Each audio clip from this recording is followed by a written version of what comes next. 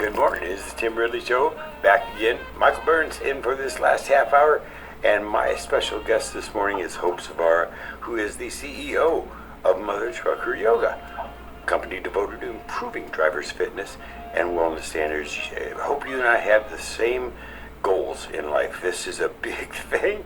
And only difference is I'm sitting here and you've been in Forbes magazine, Yahoo News, and a 2-time Emmy-nominated show startup. So that's quite a bit of difference. That's like, me telling what's his name that we started out in the same place, and now he's a big star of media, and I'm here. It's everybody, my friend. It's about all of us coming together and playing our part, and I am honored to be here this morning with you. Chatting about, I think, a topic that a lot of people are struggling with at various capacities, and that's stress. Stress, well, as I told you when we had a chance to talk earlier, you are talking to the master.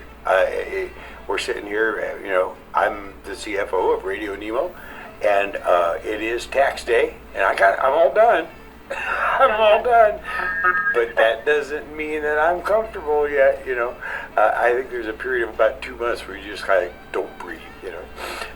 Stress is a part of everyday life. It's what we do, and out there in a truck, I've done that job as well. And you have stress everywhere. Just the way that other people behave on the highway is enough to just get your chest pain and heart racing and exhaustion, and you think of it at night still, and it haunts you in your dreams, and your high blood pressure goes up, and it ends up having all kinds of issues. Stress will affect every part of your life in a very bad way. Oh, 100%. And I think for many of us, we've normalized stress, and we've just kind of accepted it as part of our daily routine or part of our life. And it's affecting us for the worse, not the better, because little doses or healthy doses of stress are a good thing. They motivate us. They help us get where we need to go. They're an alarm system for us to say, that wasn't a great choice. Don't make that again. But when we don't manage stress, when we don't know the signs and triggers of stress in our lives, that's really when we see kind of a turn for the worst. And I think for many people, truck driver or not, we have just taken on such high doses of stress in today's world that we don't even know where to turn the off button, back on again and say, okay, that's enough.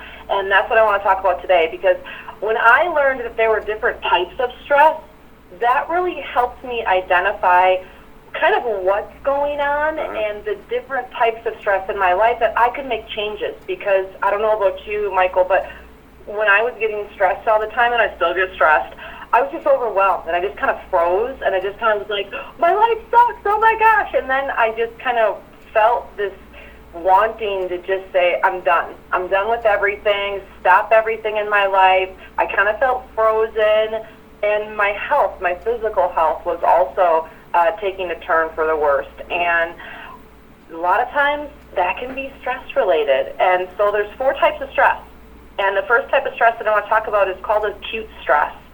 And acute stress is like things that are happening in the immediate, like an intense argument, or your broker is like, nope, I won't do that for you, or your wife is mad because you're going to be home, a day later than you said, or, something like that. And that type of stress, that daily, immediate type of stress, can be best easily managed with things like breath work, meditation, positive affirmations, telling yourself, this is one moment, Hope, get it together, like take a couple of deep breaths, sometimes even things like road rage, someone cutting you off, recognizing that that's just a moment in time, and having a toolbox of things that you can do, a little movement, go for a walk, call your friend, do some breath work, something like that can help micromanage and macromanage that stress in the immediate so that you can flip the switch and you can start feeling good again.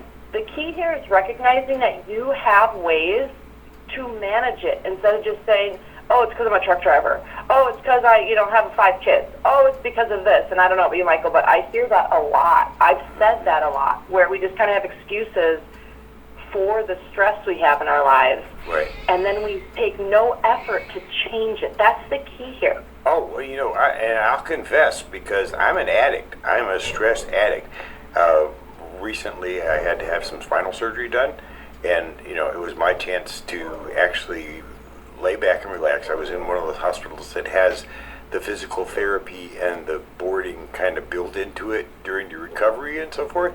So instead of going out there and making new friends and having a chance to talk to people, and which I finally was able to do, they had a piano there, and I play piano, and I could actually get some stress out on the piano. That attracted people and so forth. But I actually said, okay, I need my laptop, I need this, I need that, and I started creating some stress back again.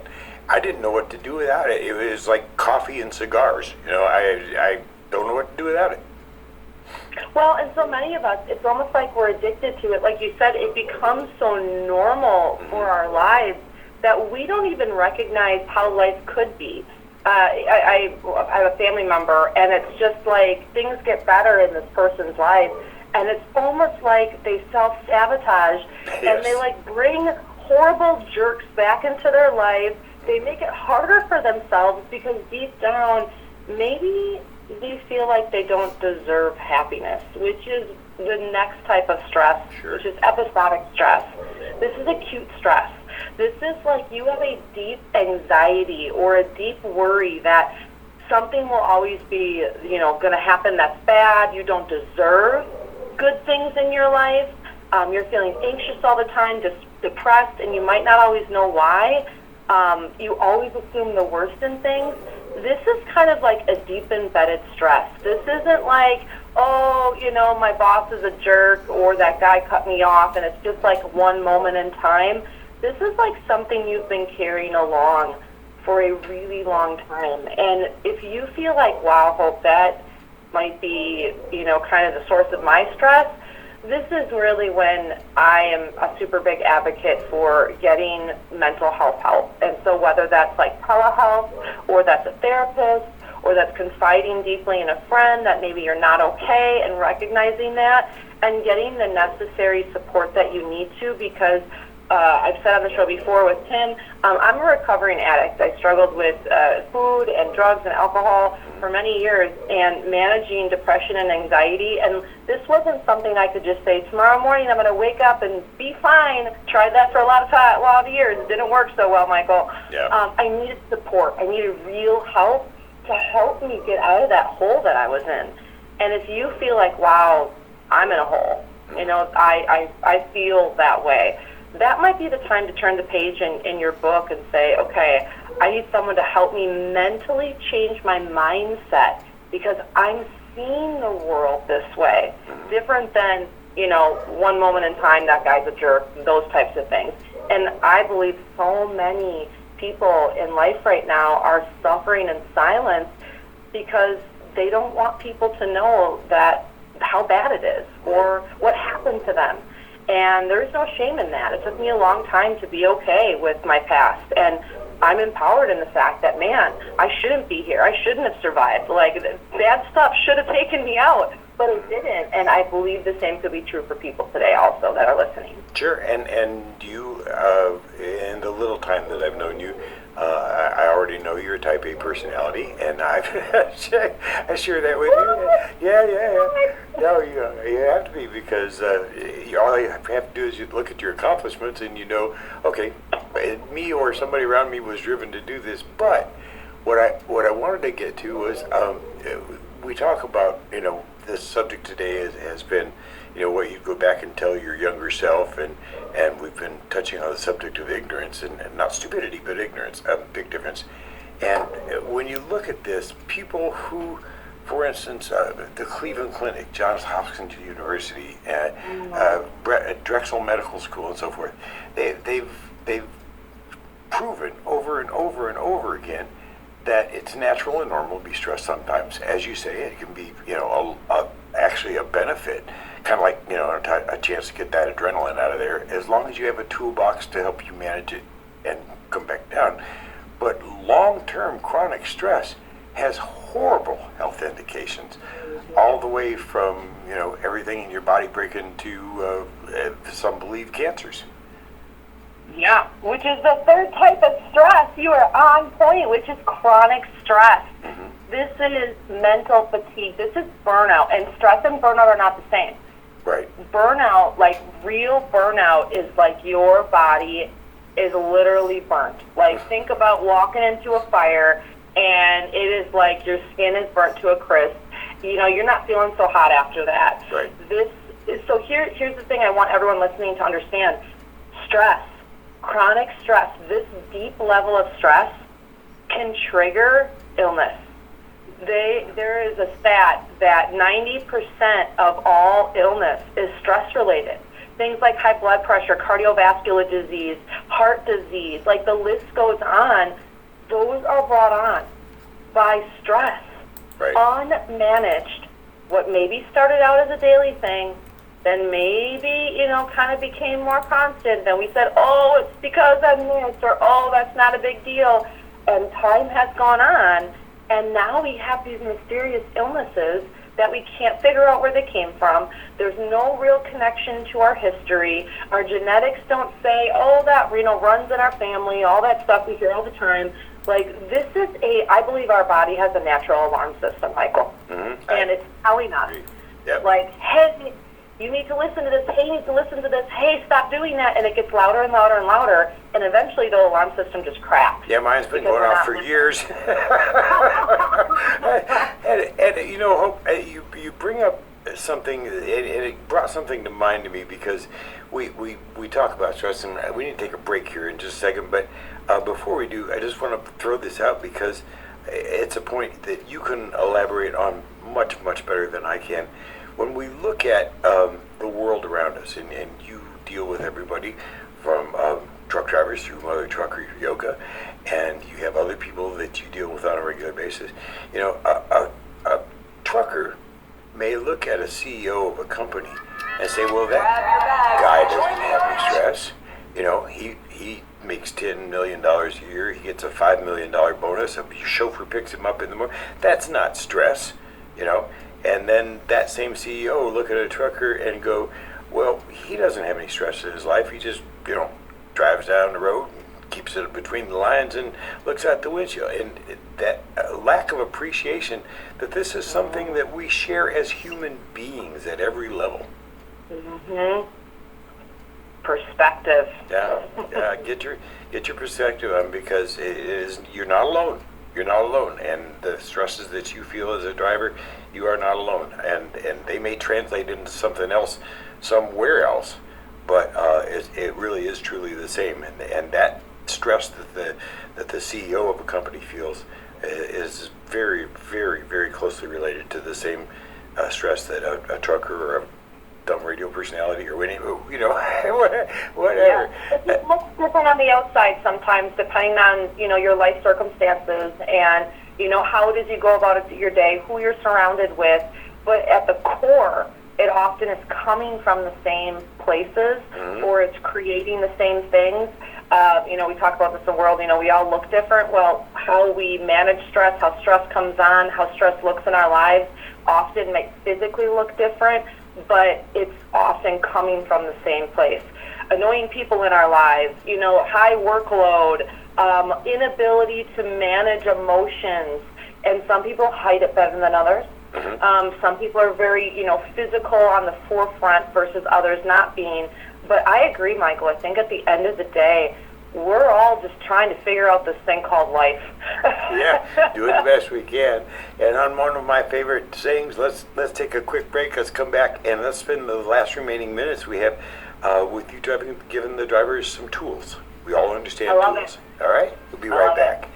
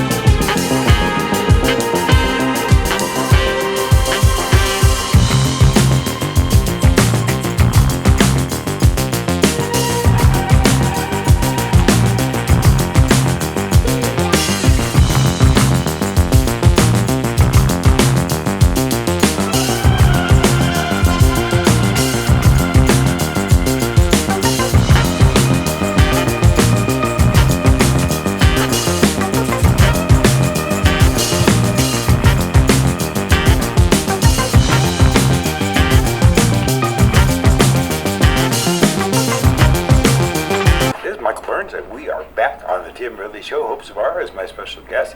And I wanted to make just a question and a point as we get talking about tools, because it's a natural tendency for those of us who are, I guess I'll use the term defensive stressors. Those of us who want to stay where we are in some strange way, that is like, well, I can't do yoga, I can't do Tai Chi. But, driving down the road is with two hands on a wheel and your feet flat on the ground is one of the best places in the world to start doing breathing exercises, right?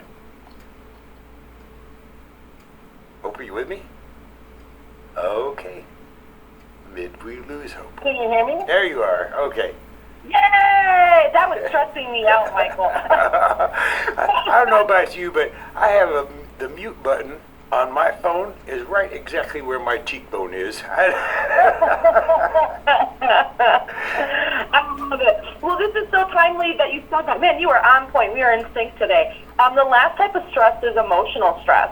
And emotional stress, one of the biggest tools that we can have in our back pocket to overcome emotional stress is resilience. And I want to read the definition of resilience to everybody. Please. Resilience is the ability to cope with a crisis using mental and emotional strategies such as relationship building, self-efficiency, healthy thinking, among others. It's the ability of a substance or object to spring back into shape. That is what so many of us are needing and wanting to do, to spring back into our old shape. Now, I'm not talking about your high school body or before you had a baby or before you started truck driving. Like, that's the old version of you. I'm talking about at your core, like who you are, like in your soul, in your mind, like who you are. And for many of us, we've let life really just kind of take over. And tools in your toolbox daily are things like breath work, like you said. Every single one of us can just take a deeper breath. Breathing, or our respiratory system, is an involuntary system in our body, which means we're doing it whether we know it or not. Right. But when you trigger it, when you do it in a deeper way, it helps us relax, it helps us de-stress, it helps us feel better. And so today, make it a point just to take 3 deep breaths in a row whenever you think about it, whenever you're like, oh my gosh, I'm breathing. And you're going to find your stress level automatically goes down, because deep breathing triggers dopamine, oxytocin, lowers cortisol levels, all of those things that keep us in that fight, flight, or freeze state, keep us in that space. But outside of that, there's stretching, there's yoga, go for a walk. Outside, get natural air, outside fresh air, sunlight, all of those things. You might not think they're doing anything, but it's helping you de-stress. Go to the beach and fly a kite. Yeah. Yes. That like getting your shoes off and standing on the ground actually de-stresses your body. And so there's so many little things that you can do to empower yourself. But here's the other thing, Michael, and I'd love to know what it is for you. What are things that bring you joy? Don't tell me that you can't do them. Those of you that listen, you don't have time. Is it woodworking? Is it knitting? Is it, going outside and hiking? Is it camping? Is it, puzzles? What do you enjoy doing? And when is the last time that you did it? Right. And it's different for different people. Mine, I had my absolute favorite activity is to head to the beach with my granddaughter in my hand and a camera in the other. And that's to me, that's the best day I can have. And if I've got an extra hand, I'll take a kite, because a kite makes things happen too. But you mentioned that we're in sync today, and I want to share my opinion to something that you were kind enough to put in your notes, and that is what I call the most powerful word in the English language, and that is the word no. You want to expound on that a little bit? If you're a people pleaser in recovery like I am, saying the word no. Saying the word no to people in your life, situations in your life, things in your life can be a stress relieving factor that benefits you long after the moment. You mentioned something just a little bit ago. this idea that, we like where we are. And I want to speak to that because for many of us, the reason why we like where we are, even though we're miserable, is because it's familiar. Right. It's because it's predictable. And that feeling of comfort right now in our mind outweighs this unknown of what could happen.